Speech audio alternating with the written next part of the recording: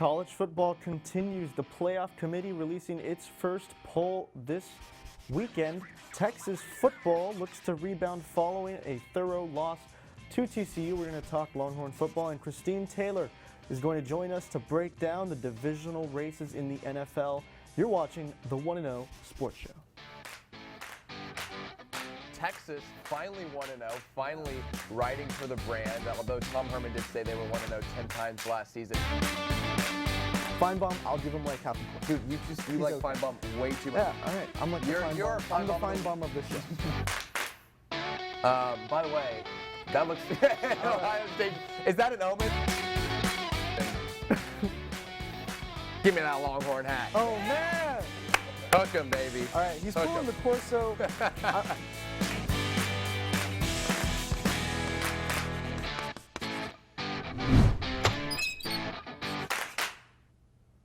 Hello and welcome in to the 1-0 Sports Show. Thanks for joining us on this Friday morning. I'm Thomas Fitch, joined by my co-host Robert Trevino. Big show in store coming up. Nathan and Sarah, Kansas State Collegian assistant sports editors, going to be breaking down the Kansas State-Texas matchup with us. Christine Taylor is going to join us to break down NFL divisional matchups. Matt Marichak's going to come on at the end of the show for all of the spread predictions for the week. Before we get started, we want to let y'all know it is TSTV's 25th anniversary, and that means that unfortunately some of our equipment is 25 years old. Yeah. So what we're trying to do is raise some money. So if you're watching this, if you want to go to any of TSTV's social media pages, there are links. You can donate, you can support us, and help us have even better equipment so our shows can be even better than they already are.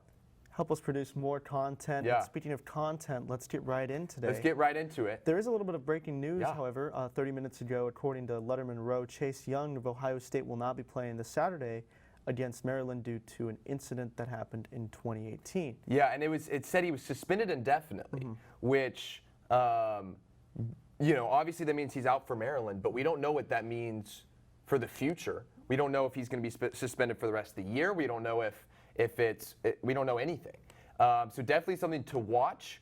But just breaking, I mean, that's crazy because not only is he just a star player on their defense, the #1 team in the nation, he was a Heisman hopeful. A lot of people, you see Joel Klatt putting him, towards the top, maybe at the top of his Heisman rankings. So definitely a story to be watching. Fortunately for them, they played Maryland this weekend. So that is, that's helpful. That's some hot news.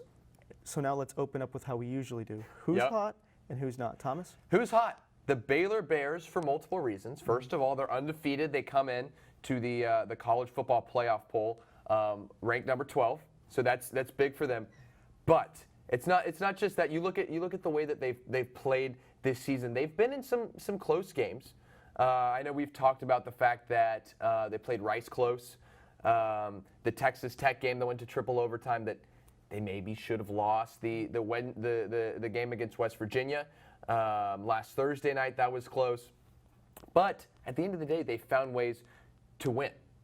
However, here's why I say they're hot. Not only are they undefeated, they're playing TCU this weekend. Normally, when you look at this matchup, this is the TCU team that obviously beat Texas 2 weekends ago, and a TCU team, solid defense, solid offense, but the quarterbacks, they have been decimated. So Alex Delton said he's going to transfer. Max Duggan is injured. And they're down, if you look at the list right now of who they're down to, they are down to a redshirt freshman scout team quarterback. That's all in favor of the Baylor Bears, who were maybe looking at a potential upset this weekend. And instead they're playing, unless Duggan is healthy, we're still waiting to hear back on that, but possibly playing a scout team quarterback. Yeah, I agree. And Thomas, let's get into your who's not. Yeah, who's not? The Patriots. And, I know you were talking about this to me before the show. Christine Taylor's going to be joining us a little bit, was kind of giving me some grief about putting the Patriots as who's not after only one loss. But first of all, we live in America. And what does America love to do? They love to hate on the Cowboys. They love to hate on the Patriots. So for all of you Patriots haters out there, here you go. The Patriots lost. But it's more than that. It's the fact that when you look at what's happened in the Ravens game, it wasn't even a close game. It was a game that the Ravens just completely blew out the Patriots. It wasn't even a close game. And I think for the Patriots, who have had such an easy season so far, I think there's some cause for worry.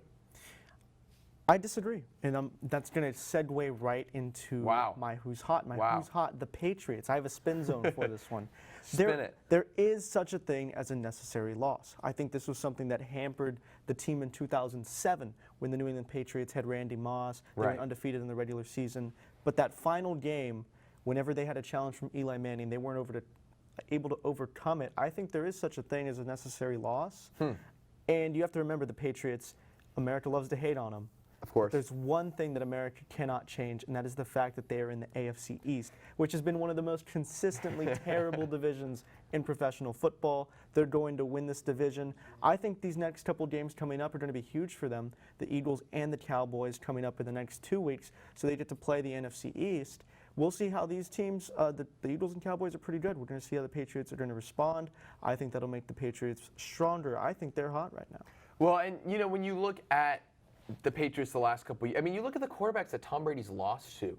You know, you look at whether it was losing to Ryan Fitzpatrick and the Dolphins last year. You look at losing to Blake Bortles and the Jets. I mean, there have been a lot of losses where the fact that they're losing to a good Lamar Jackson team, you know, definitely not a cause for concern, but it is a bigger loss that maybe you're saying, hey, they need to. Maybe they took the game a little too lightly based off of the way past games are going. And I think this was maybe just a little worry causer for the Patriots, especially because the Ravens are going to be probably competing with them late in January. Yeah. All right, so who's not? Who's not is the College Football Playoff Committee. And I know that's an easy thing to say. In the public eye, whenever the committee releases any sort of poll, it's somehow very wrong. Right. And there's always glaring mistakes. Right. And it feels like I would be saying that in order to not point out some terrible mistakes the committee's made and defend them, but I'm going to point some out here.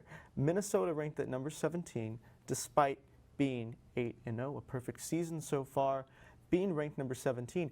And I know they take their conferences and strength of schedule into play, but I think that the committee is overcorrecting here. They want to get so far away from the computer polls that seem to just favor whoever would win and the top schools, and I think they're starting to put teams in that don't belong, especially Oklahoma State, 5-3, ranked at number 23, lost to Texas Tech, who we saw has not been a consistently good football team. I think the playoff committee deserves to take some of the heat for the decisions they made at the bottom of the top 25. Well, you know who else Oklahoma State lost to? Another 5-3 team, Texas. Yes. Now, I'm not saying necessarily that Texas should be ranked. I agree with the fact that, you know, Texas hasn't looked great the last couple weeks, but the fact of the matter is Texas beat Oklahoma State in a head-to-head matchup, and the fact that Oklahoma State is ranked, well, you know, 3 or 4 spots above them, I don't think is that accurate. I agree. All right, so let's move into our Fine Bomb of the Week, which just so happens to work out is the exact same thing, the College Football Playoff Committee. We're gonna keep it, but a little bit of a different reason. Your who's not for the College Football Playoff Committee was because of the lower side of the rankings. The Fine Bomb of the Week for the College Football Playoff is because of the top of the rankings.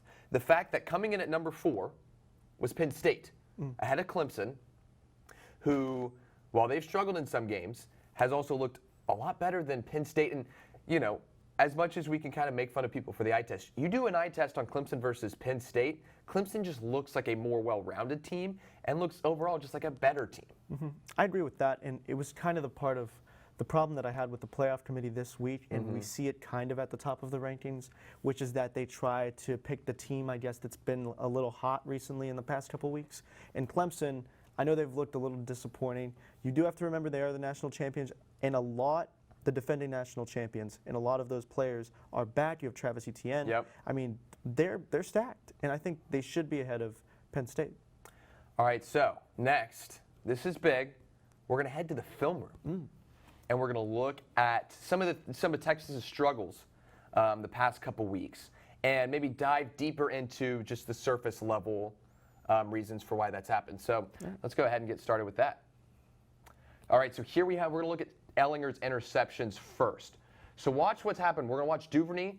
Sam sees him cutting in, but instead, at the last second, Duvernay going to cut out. So when Sam's throwing the ball to where he thinks Duvernay's going to be, instead, you have a TCU defender there to intercept it. Then here later in the game, this interception. Sam was looking for Jake Smith. Let's watch what happens. It should be about a 10, 15-yard in route. But instead, watch what happens here. Smith's going to be pushed off his route. So if we go back, instead of cutting to the middle where Sam's expecting him, Smith's going to get pushed off his route, going to have to round it out, and that's going to give the safety the inside line to go in there and make a more aggressive move at the ball. Well, I agree with that. Ellinger, I mean, looking great early on in the season, having some struggles. Let's break down some of the bad pass coverage that Texas has had on the defensive end. Let's get into a couple plays. I'll take the telestrator from you there. Thank you, Thomas. TCU right here, they're going to have a crossing scheme. Texas sends a guy back. He doesn't get back enough, and the safety takes a terrible route inside, and TCU gets the open pass right there. You need to find in your zone whenever you're sending guys to blitz, as we see right here, not to get caught on those crossing schemes. And here the two corners at the top of your screen get lost there, and that ends with the wide open Kansas receiver in the middle. And if we see the screenplay with Oklahoma here, Oklahoma going to use that classic crossing scheme again, kind of set a little pick. You have to, as the quarter, come up over the top and make that read and make the quicker play. Not done by Texas there, and giving up another easy touchdown. Yeah, and another hard thing, when you look at that, obviously Texas has had some secondary issues. But let's move from the secondary. Let's look at some of the poor tackling that has plagued Texas in this season as we go to the Oklahoma game. And watch what happens here is the zone read. Roach is going to read the quarterback. And so Juwan Mitchell, instead of coming out and covering the flat, is going to come up. So you have two guys going in, and Kennedy Brooks has that whole right side of the field wide open and is going to pick up the first down. Now later in the game, Osai is going to come on a blitz. Mitchell's going to hesitate to the left. So this whole right side, the whole far side of the field, wide open for CeeDee Lamb. Then Osai is going to make almost a parallel and take a bad angle. So CeeDee Lamb's going to use his speed and have all that room in the front, pick up the first down gain and more. Now the TCU game, another zone read. You have the Mitchell not covering the flat there. He's going to come in. Still is going to have a chance to make the tackle, but again, a bad angle. He's going to cut a little too up. Duggan runs right past him for the touchdown. And then finally against Kansas, Texas bringing pressure from the near side of the field. They're dropping those three far guys into coverage. And watch what happens here. All the Texas guys on one side, Kansas on the other. Look at all that open real estate. And then there's one more blocker. Their blocker does a good job of pulling and finding Brandon Jones. Bad angle for B.J. Foster, and Puka Williams does the rest. So, you know, when you look at some of these issues, I think why we wanted to do this was to, you know, give Texas fans a little relief of, yeah, there's issues, but they're problems that can be fixed. Mm-hmm. And hopefully Texas will be looking to do that against Kansas State. And coming up next, we're going to be talking with Nathan Insero. He's a writer for the Collegian at Kansas State. We're going to be breaking down that matchup and more. So go ahead and stick around.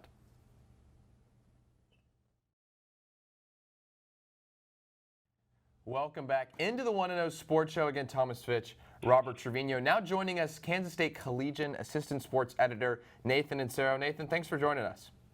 Yeah, definitely. All right, so let's recap the season so far. Y'all go get off to a good start, move into the top 25, then lose to Oklahoma State and Baylor, fall out of the top 25, but then you have the big win against Oklahoma, a blowout win against Kansas after you even had some people on College Game Day who were picking Kansas for the upset. So how would you say you're feeling about the season so far? It's been a roller coaster. I think at the beginning of the season, it was really exciting. They had that shutout win, I think, against Bowling Green, and then we went down to Mississippi State, watched them win a game that most people thought that they weren't going to win. I think they lost to Mississippi State in Manhattan like 35-10 last season. And everyone was riding really high. They came out flat against Oklahoma State. And then again against Baylor. Looked a little better against TCU. The Oklahoma game is probably the best atmosphere I've seen in Bill Snyder Family Stadium since probably 2012, maybe 2013. And then the Sunflower Showdown game was huge because I think that there was a lot of people in state who felt like KU, had a big name coach, was getting a lot of momentum, might be able to compete with K-State this year. and K-State went in and beat them 38-10, and it wasn't that close. Well, Skylar Thompson, to get to the quarterback, 7 touchdowns, over 1,000 yards passing. And you could say, starting out the Big 12 conference season for Kansas State, he didn't look too good. Those 2 losses to Baylor and Oklahoma State come to mind. But these last 3 weeks, he's looked great. Has he exceeded expectations for coming in this year? So he's a former 4-star recruit, and I think expectations were really, really, really high of him from the beginning. He kind of struggled a lot at the end of Bill Snyder's tenure, and then this year, I think people were just expecting more of the same, and he's been really good. He was one of the most efficient passers in the country through the first 3 weeks. Looks pretty bad against Oklahoma State and Baylor, and his efficiency numbers aren't great, but he's getting it done both through the air when they need it and on the ground when they need it. They've relied a little bit more on his legs with the top 2 running backs being injured the past week, 2 weeks-ish, and he's really kind of responded to that. And yeah, like you said, he has 7 rushing touchdowns in the past 2 weeks, which is insane. Those are Colin Klein numbers. Yeah, let's talk about Chris Kleinman, obviously replacing the legendary Bill Snyder. And, obviously when you bring in a new coach, there's going to be some growing pains just of a new system. You're probably bringing in new coaches, trying to fit around a new style of play. And I think some of that is obvious when you talk about the rough start to the Big 12. But how do you feel like now, especially it helps on, after the big win against OU and the win against Kansas, how do you feel like Chris Kleinman's been developing this team? The biggest change is that I guess the biggest help for him was that he had recruited Skylar Thompson to come to North Dakota State. And they had a really good connection already and a nice relationship already. And so he already kind of had an in with the leadership of the team. But really, he's taken what Coach Snyder wanted to do both on and off the football field, modernized it, made it something that players can buy into again. And that's what we've really been seeing these past couple of weeks, is that I think they've hit a stride where they have totally bought into this, they call it process-based program, not a results-based program. So it's not necessarily about whether you win or lose. It's, as Coach Kleinman says, stacking good days and just trying to improve every day, which was something Bill Snyder wanted to do, but has kind of gotten stale. Yeah, and so I think the transition has been smooth because of that. Okay, and now switching over to the defensive end for Kansas State. Sam Ehlinger and the Texas offense came out this year firing on all cylinders. In recent weeks, haven't looked so great. What is going to be the key this weekend for Kansas State to limit the Texas offense? I think the biggest thing is keeping Sam Ehlinger in the pocket and keeping him, not letting him scramble around. Both Coach Kleinman and defensive end Wyatt Hubert compared him to Jalen Hurts, which I think is an apt comparison. Jalen Hurts might be a slightly better passer, but I think that in their running style, they're pretty similar. And I think that what they need to do is kind of do the same thing they do with Jalen Hurts and bottle him up, not let him have explosive plays. Yeah, I think I'm sure Longhorn fans love to hear Ehlinger compared to Hurts. And I think it's, especially running style. You look at guys, both of them, not super fast, not your Kyler Murray, Lamar Jackson guys, but they'll still make you miss, and they're just good at finding the spaces in the defense. But looking back at like some Kansas State players, who is maybe one or two under the radar players to watch in the game that, especially Texas fans might not know about, but that could really shine in this game? I think so. AJ Parker is K-State's starting safety, probably the second most talented player on the defense. He is out with an injury, and so his backup, Kavion McGee, has seen a lot of playing time this season, and I think that he is somebody who could step in and be very serviceable, and I think it's somebody to keep an eye on. On the offensive side of the ball, second-string running back Jordan Brown will be back, and I think he is the key to the offense because he's kind of a change of pace from the rest of the running back room. He runs a little different style, and he was the one that was out against Oklahoma State, and Baylor came back in and the offense started to look good. The running back room should be at full strength after not having first or second string running backs last week. All right, so in this game, obviously there are going to be a bunch of big matchups, especially when you look at the fact that obviously both teams getting healthy, Texas getting a lot of secondary guys back, and then Kansas State, as you mentioned, getting their running back room healthy. But for you, what is the matchup to watch for? I think that it's K-State's secondary versus Sam Ehlinger and Duvernay. I think that Devin Duvernay is one of the top targets in the league, and if K-State can kind of treat him the way they treated C.D. Lamb, and outside of one or two big plays, mostly keep him out of the game with their secondary, I think that would be the key to slowing down Texas's offense. And you slow down Texas's offense, stay in the game on offense, and you have a chance to win in the end. Yeah, and moving on to, I guess, a larger scope, 4 games left for Kansas State in the regular season. Beyond this one, you have West Virginia, Texas Tech, Iowa State. What do you think are the realistic chances that the Wildcats have of maybe trying to run the table in the Big 12 Conference? I think that the most challenging game left is this one, and then Iowa State, but Iowa State's at home. So I think that K-State actually has a pretty decent chance of finishing the season 9-3 or 10-2. And of course, if they finish 10-2 and Baylor wins out beating Oklahoma, K-State's got the tiebreaker, and so they'll be headed to the Big 12 championship game, which is crazy to say in a coach's first year. Now, looking at this game, maybe not necessarily overall-wise, but what would you say maybe stat-wise would be your bold prediction for what's going to happen in this game? I think that K-State so Texas has a really good running defense, and I think that K-State still manages to put up 150 plus on the ground, just because they will stubbornly go after the ground game, and I think that K-State has a really, really talented offensive line. Let's move into, I guess, a different sport. Basketball starting up again.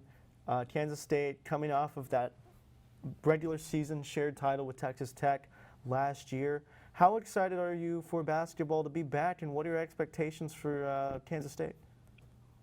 I love basketball season. As a journalist, it's kind of hectic, and you run around. I cover both the men's and the women's teams, so I'm in Bramlage twice a week, at least. And so I think that the basketball team is going to take a step back, losing those 3 seniors. They have a really talented recruiting class coming in this year that still needs to match. And then Bruce Weber stacks probably his best recruiting class on paper with another one for next year. And so I think that the excitement is really 2 or 3 years down the line when those guys kind of mesh. K-State did not look good in its first 2 exhibitions or against North Dakota State. And I don't know if that's an issue with just having young players or not really having found a go-to guy yet, but I wouldn't expect them to hold on to their Big 12 championship from last season. But I also don't think that the 9th place that they were chosen by Big 12 coaches is correct either. All right, so final question. Spread of this game is 7 points. Do you think that's too much? And if so, what do you think is the final score of this game?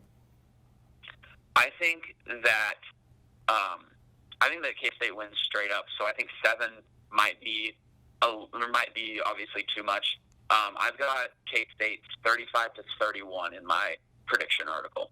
Yeah, I think every time you look at what Texas has done, really the last couple years, every game is close. So a 7-point spread is pretty big, but we'll see what happens. But Nathan, thanks so much for joining us, and best of luck to your Kansas State Wildcats the rest of the season after Saturday, of course.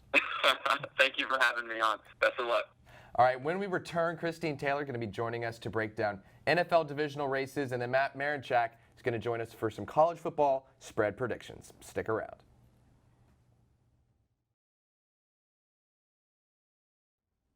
Welcome into the 1-0 Sports Locker Room. It's a little cold outside, so I bundled up. But for those of y'all who are staying warm inside, thanks for joining us. And now joining us in the locker room, Christine Taylor.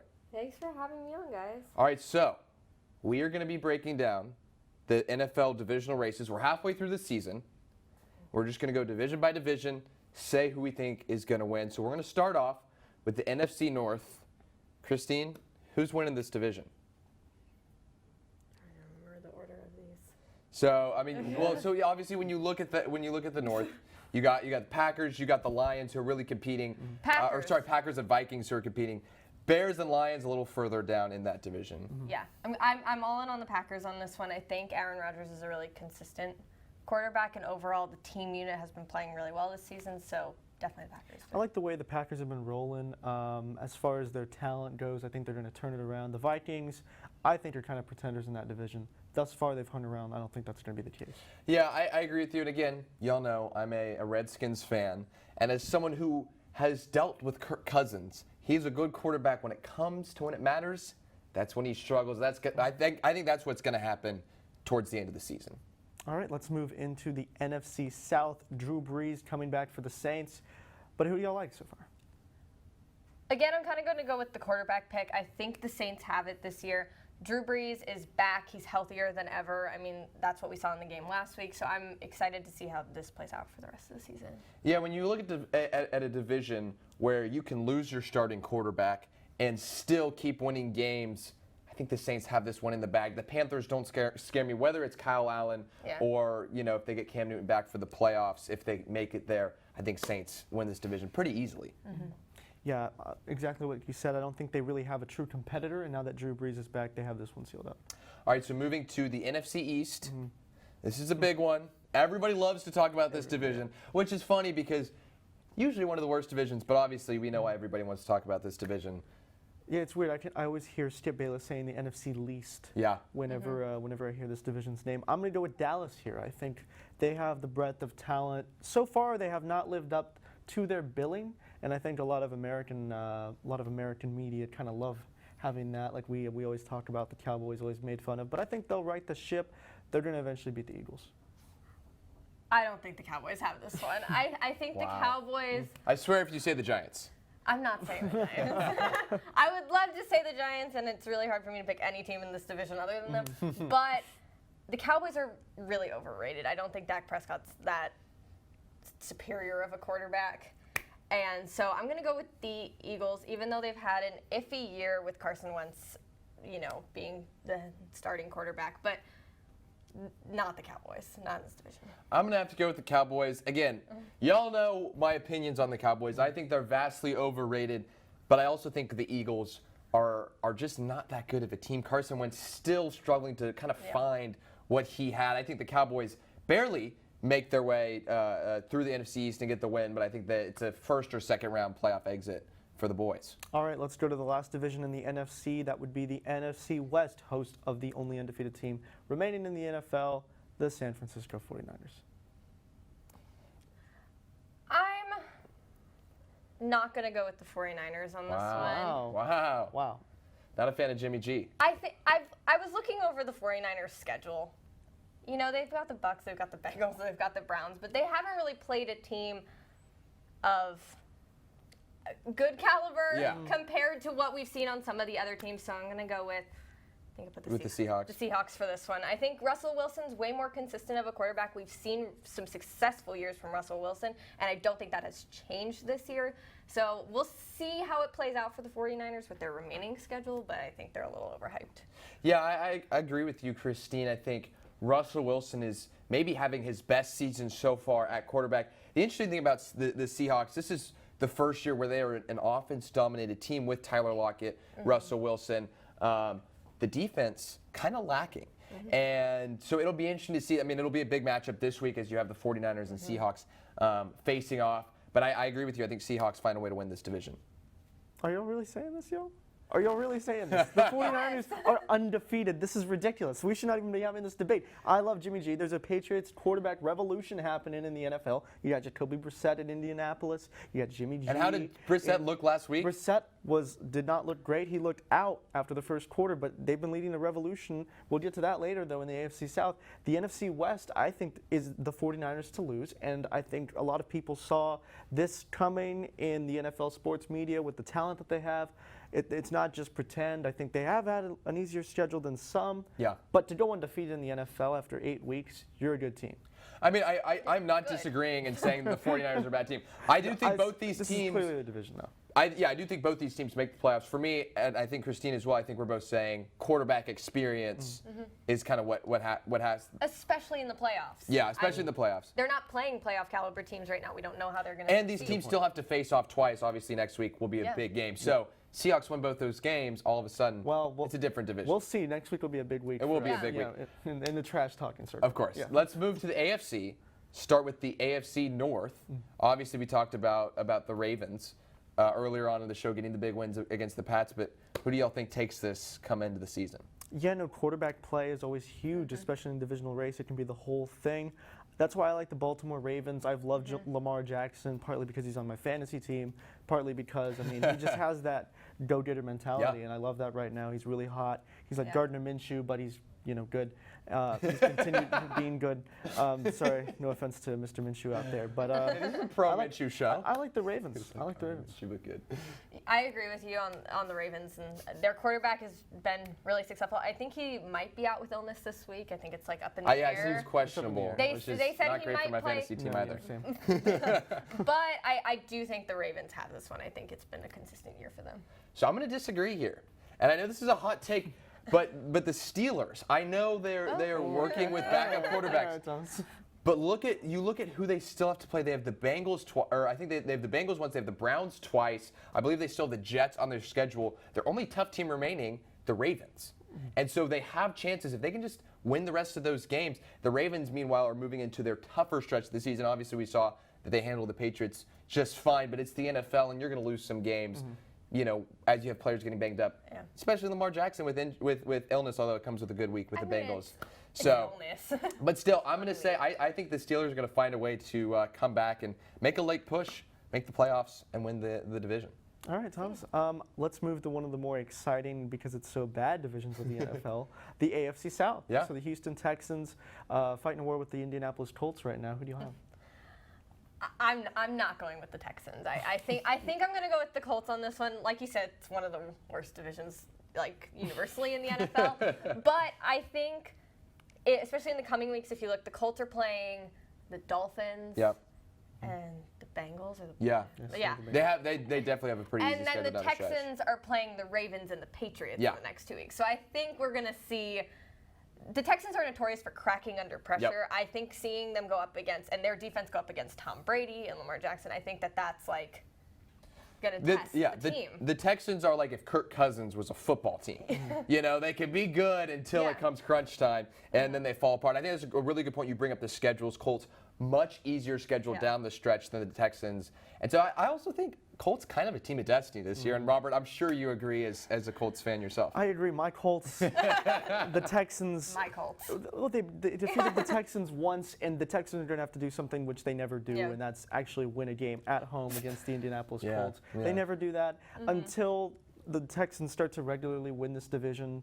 It's always the Colts' division. It's always been the Colts' division ever since the days of Peyton Manning. They're going to find a way to win. Jacoby Brissett, if he can stay healthy. Without him, they'll have to win the division with Brian Hoyer. I think the Texans would have a chance then, but I got the Colts right now. All right, so moving on to the AFC East, a division that for the last 20 years has been dominated by Tom Brady, and then has had consistently the three worst teams in the league below them. But this year, Buffalo Bills, Josh Allen, a good defense. Patriots just lost. What's going to happen? Let's not fool ourselves, okay? I just said about the Colts dominating the division. Well, the Patriots have dominated this division 20 times more harshly. The Patriots all the way. 7-1, no reason to panic. A loss to a very great quarterback in the making in Lamar Jackson having a great week.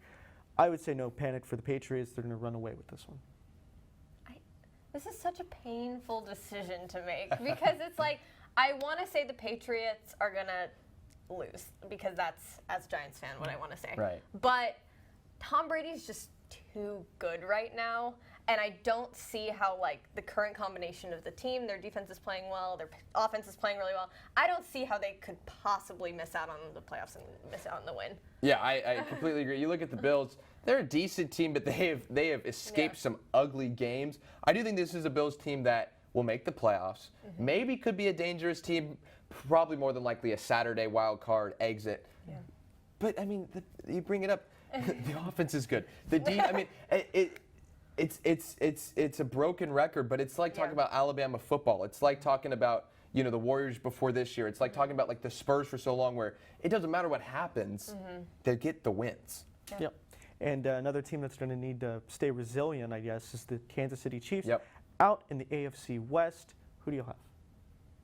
I originally wasn't going to go with the Chiefs, but I am going to go with the Chiefs. I think. You were going to say the Raiders? I mean, you never know. But the Chiefs. Oh, we know. We know.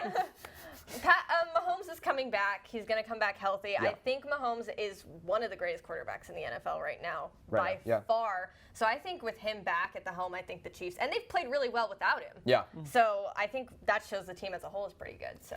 Yeah, it's the same thing I said about the Saints. If you can win with the backup quarterback, you're going to be just fine when your starter comes back. I think the Chiefs have to be careful to not rush Mahomes back too soon. I think the division is a pretty easy win.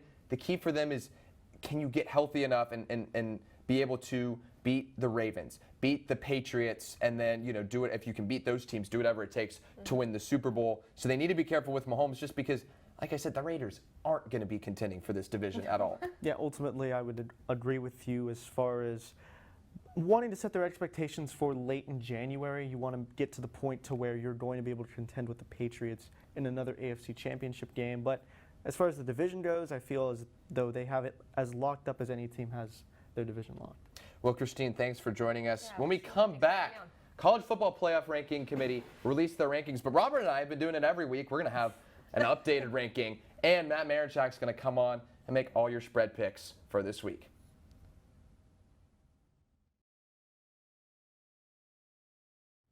Welcome back into the 1-0 Sports Show. It's 8:44 a.m. here in Austin. We're going to get to some fantasy football start sit and some college football playoff rankings, but first, we have the best thing on Twitter. And this best thing on Twitter really was, one of those rare moments when you see Twitter being a place of positivity. So what happened What happened this week?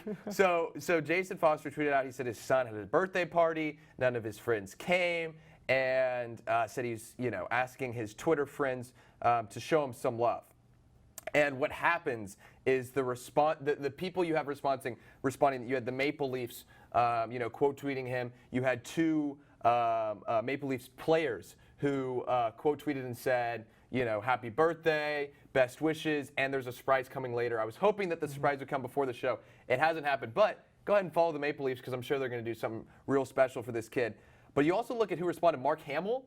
Talk about that. If you're an 11-year-old kid, Mark Hamill, Luke Skywalker responding, Ben Stiller sent a message, Will Arnett sent a message, Justin Trudeau. So you don't see that a lot on Twitter, but just positivity. Sweet. So happy birthday to Cade, and pretty cool that he goes from nobody showing up to tons of Twitter comments, and now we get to wish him happy birthday on our show. I think that's the most positive best thing on Twitter we've had by far. By far. By far. Okay, let's get into fantasy Start football. sits. Start sit Robert, who this you starting? week. I am starting Aaron Jones, running back for the Green Bay Packers. I was told to look at the screen to see a little note, and it says this is what happens when you don't get your stuff in on time. I can explain that. I did not put in my start sit until this morning. Because who is starting? Well, my start was Aaron Jones, and I have a great reason for that, and that's because I was doing so much fantastic research for you guys that I just couldn't make a choice. It was difficult. But Aaron Jones this week, Green Bay facing a Raiders team that is 32nd in the NFL in run-adjusted yards allowed. So, easy pick here to start. All right, my start, which I do believe was in on time. Lamar Jackson, who was my sit last week and turned out to not be the right sit. But Lamar Jackson, this is, of course, if he is healthy. If he's healthy, they're going against the Bengals. Haven't won a game yet, and they aren't going to win a game, and it won't be close. One of the worst defenses. So if Lamar Jackson is healthy, make sure he's on your lineup if he's on your team. Yeah, so Jarvis Landry got into a little bit of heat last week with Odell Beckham Jr. regarding those cleats. I'm going to say this week, sit him from your fantasy team. Cleveland not looking great. Baker Mayfield under fire. Baker Mayfield getting memed all week, just like I'm getting memed right now on the screen. They're not going to be good this weekend, I'd say. Be sure to sit Jarvis Landry and all of the Cleveland star players. My sit for this week is going to be Todd Gurley, and the reason is when you look at this team, they've had some struggles this season, but the team they're playing this week is the Pittsburgh Steelers. And, I brought up earlier the Steelers that have a chance to win the division. It's not because of the offense, it's because their defense. Their defense the last couple weeks has stepped up and started playing with that steel curtain that we've seen in the past. They've done such a good job against the run. Plus, the Rams have been a little stagnant on offense. So I'm going to say sit Todd Gurley this week. Okay, let's get into probably This is it. This is. I know everybody. When they saw the college football playoff release, they were like, "This is great, but we really want the 1-0 sports. We want to update it." They stole the idea. They stole our idea.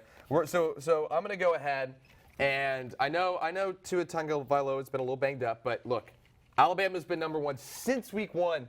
We're just going to keep that going. I feel a little validated. The committee agreed with me after weeks of me doing this, but Ohio State is the best team in the land. They've been playing fantastic. They go #1. Yeah, I mean, Ohio State really good. Now, Chase Young being suspended indefinitely. Because of that, we're going to do a little switch up. LSU's going to come in at #2. If Chase Young isn't on that team when it comes down to some of the bigger matchups like Michigan, like maybe like Penn State in the Big Ten championship game, who knows what's going to happen? Yeah, Thomas must have been paid a lot of money by CBS to put the Tigers #2 boost ratings for this weekend. But Alabama, #2, I can't put them #3 because there's not a better team than them besides Ohio State. All right, Ohio State coming in #3. Even without Chase Young, they're still a team that should be able to be contending for a national championship. We both agreed on this. Clemson, very underrated by the committee. Yep. Talked about that. I think they're going to come in at #3. Still, nobody's beat them. So much we've talked about, so much has changed. Clemson's still undefeated. Yeah, and I got Clemson at #4. And Robert, I would assume you would be putting in maybe LSU or Penn State in that 4 spot? No, I'm going to keep it with Oklahoma. I really think they're going to win out. I don't think there's any sort of competition right now in the Big 12 besides OU. I think people are kind of fooling themselves because now Texas isn't the clear #2. There's no team better than Oklahoma. So say this happens. Say either Alabama or LSU, whoever loses this week wins out the rest of the season. The team who wins this week wins out the rest of the season. Oklahoma wins out the rest of the season. Who gets in? Well, obviously the team that goes undefeated runs the table they're in. I think that if you have a one-loss LSU, assuming LSU loses the game this weekend, which I think they will, LSU at 11-1 would have to not go to the playoff if Oklahoma wins out, goes 12-1, and wins the Big 12 title. All right, well, we'll see what happens. And coming up next, you'll see what happens when Matt Marinchak joins the show. We got all your college football and NFL Sunday night spread predictions coming up next.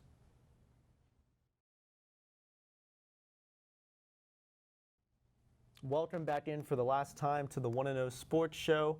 Robert Trevino joined alongside by Thomas Fitch and Matthew Marinchak. Matt, thanks for joining us, man. Thanks for having me. All right, let's get right into the predictions. I fall further behind after last week. Thomas, you want to explain why? Yeah, so pretty good week for me. 8-1-1. If it wasn't for the Patriots, would have been what they call in soccer a perfect week because of the tie. A little bit of a better week. At least you're improving from your 2-8-1. Matt, what you're working with last week, John went 6-3-1, so pretty good. But obviously, no one has topped James Grant's 8-2 yet. But we'll see. I know, Robert, you were feeling a 10-0 last week. I'm feeling a 10-0 this week. Yeah, I knew I was going to come back to the fold after I had a couple of 8-2 weeks. Let's not forget those. Yeah. But I've come back. I think this week I'm going to get on fire. So be sure to go with my picks. Matt, if you need any, assistance here, just follow what I do, and we'll just go like that. All right, so let's get started. First game, #1 Ohio State, 44-point favorite against the best team, the best Week 1 team in the nation. Unfortunately, it's not Week 1. The Maryland Terrapins. Matt, who you got? I think Ohio State's going to win, but it's not going to be at 44 points. A loss of Chase Young is really going to affect them. Probably maybe a 30-point win, but it's not going to cover the 44-point spread. The Swami sees that you were correct. I agree. I think Ohio State is going to win this game, not cover. I think that suspension is going to be a huge deal. Sorry to pull out the Chris Berman on y'all, but I agree. I'm going to do Ohio State, or Maryland, I guess, to pick the spread. Not so fast. Look, Chase Young, I think the bigger impact of Chase Young being out is not so much just his play, because yes, he's good, but they're playing a Maryland team that weak offensive line. They should handle that. I think it'll have an emotional impact. But when you look at what Maryland's done the last couple weeks, they're on a slippery slope downhill. Ohio State's offense just going to be too much. I think 44 points, pretty easy spread for them to cover. Okay, bold pick. Number 10, Florida, 26-point favorites against Vanderbilt. Anchor down, baby. Anchor down. Matt? Obviously, they're going to win the game. Yep. I think they're going to cover the spread just because Vandy isn't a good football team. It's been established year after year. Bottom of the SEC. Florida's constantly a top 5 SEC team. There you go. Not so fast. No, Not so fast. So here's the thing. I was supposed to have a Vanderbilt hat on the set. Completely forgot that's what happens when you wake up at 5:30 in the morning. But Vanderbilt, 2 weeks ago, upset Missouri, who had just jumped in the top 25. Their defense is starting to play better. I know they're playing with like a third-string quarterback at this point. Florida has only put up more than 30 points once or twice this season. I think the 26-point spread is just too much. I think this is going to be an ugly game that Florida wins big. 26 just too much. Oh, I told Matt to follow my picks. He's doing a great job so far. I like Florida in this one, basically for all of the points he made. Florida's a consistently top 5 SEC team. All right, so next matchup. Number 22, Boise State. They have Hank Bachmeier back. 13.5-point favorite against Wyoming, who is a 6-2 team this season. Well, getting their quarterback back on the field, I like Boise State here to take this one pretty easily. They may cover. So Wyoming, another factor. Wyoming is going to their backup quarterback, and he has seen some playing time, but Boise State covers this one. All right, Oklahoma, 14.5-point favorites, coming in at number 9 in the rankings. They take on Iowa State. So I think after that K-State loss, they're going to come back there and be angry. And I honestly think it's going to be more than 14 points. They're going to beat them by maybe 20, 25. Good pick, and especially helps the fact that Oklahoma is at home, and I do agree. They want to get back on track. This would be a huge win for them to do that. All right, OU's all around here. I like the Sooners. All right, number 13, Wisconsin, 9.5-point favorite at home against 18, Iowa. You go ahead, Pat. So Iowa, they really don't have a scoring offense. Wisconsin, They have a good defense. Their offense has been questionable at times, especially the Illinois game. I still think they cover the spread at 9.5. It's going to be a close Big Ten defensive game. It's going to come down to maybe a few last fourth quarter plays.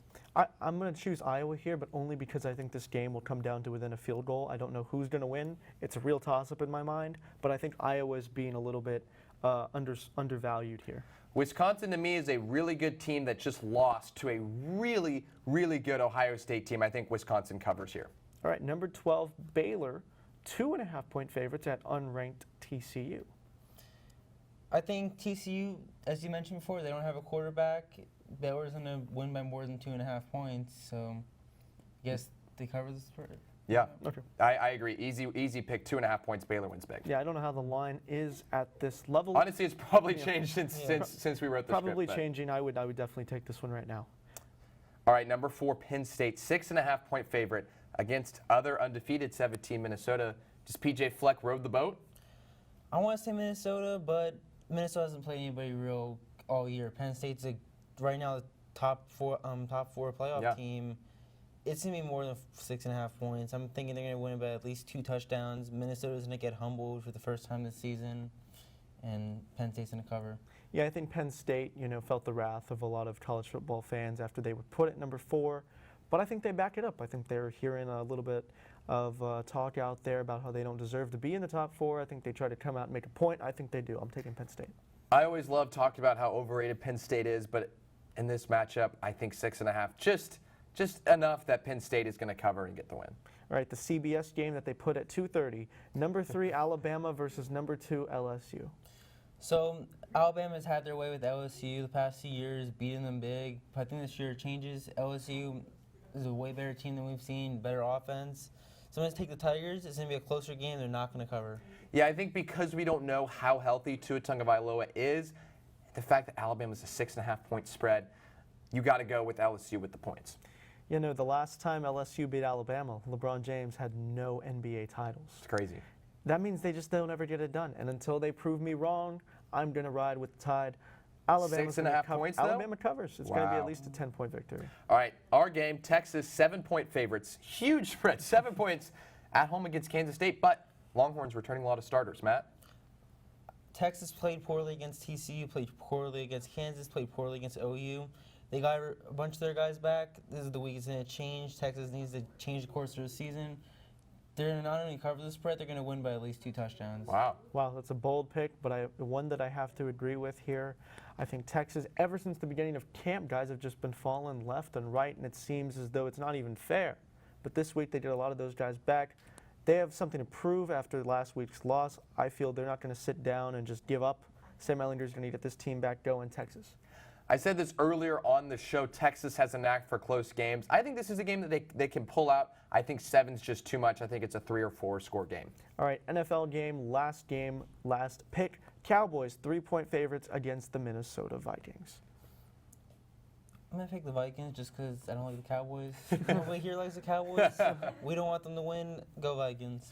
Good pick. Good pick. The Vikings, Kirk Cousins, we're not late in the season. Kirk Cousins can still perform. They're going to get the win. I'm going to go with the Vikings because I think the Cowboys are going to do something at some point late in this game that is going to be ridiculous. I think they lose this one close. I think Jason Garrett mishandles another end-of-game situation. The Vikings win. Well, we'll see what happens. That's all we have for you this week, but thanks again for joining us on this cold Friday morning. Make sure you tune in next week for our sister show's College Press Box. That is Monday nights at 9:30. College Crossfire, hosted by Turner Barnes. Wednesday nights at 9. And if you want to give and support TSTV in our 25th anniversary, make sure you go to the social media accounts and click on the link and give us some money. For all of us in Master Control and studio, joined alongside Robert Trevino, Matt Marinchak, I'm Thomas Fitch. Have a good weekend.